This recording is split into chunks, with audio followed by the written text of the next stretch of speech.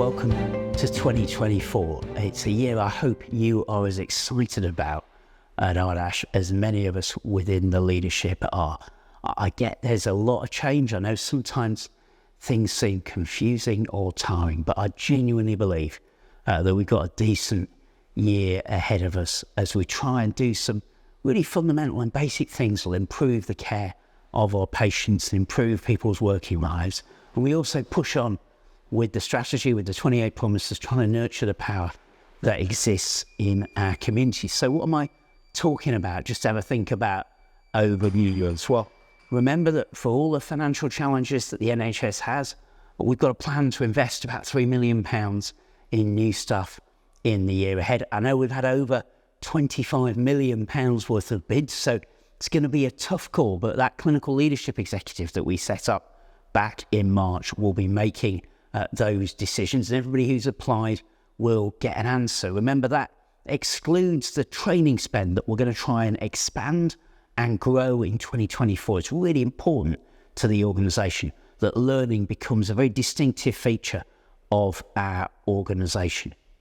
So really positive things ahead there, but none of that really works unless we close out some of those vacancies that we've got in our organisation. Got around 150 vacancies, and we're beginning to make plans over the next 12 weeks for what more we might do to change jobs, to adjust jobs, to advertise jobs in a different way, to bring through people who've trained here, or maybe trying to attract back into the organisation some people who chose to leave us, because none of our plans really work without that firm foundation. Important to get a firm foundation around the way in which we use information and the way in which technology tries to save us time. I know Richard and the informatics team are working hard on the new electronic patient record, and a big part of that is how do we make it easier to collect and analyse and code information. Maybe we could do more of it without needing to type something into a computer.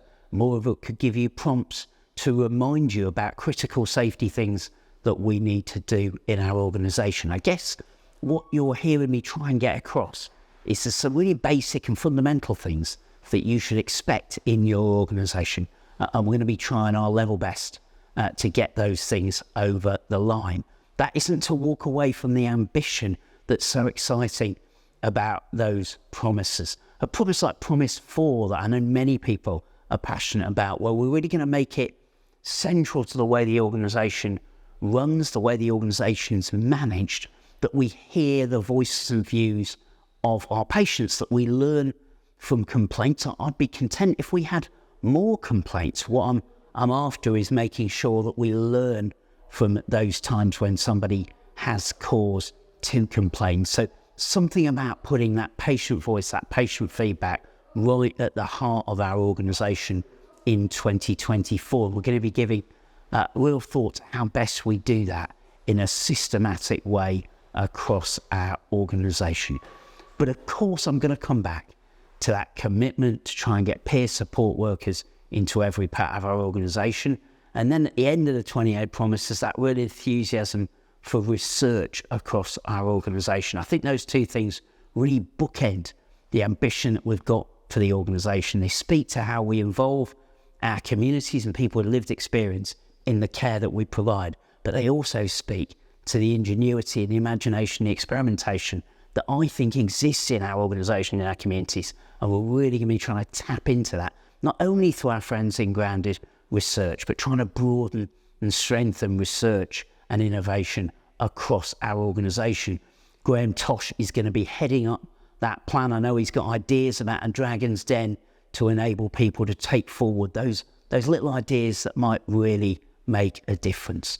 Let's think about everything we've achieved so far in 2023. I say so far, there's not much more of it to go, is it? But we've launched that strategy that's so excited many people in our organisation.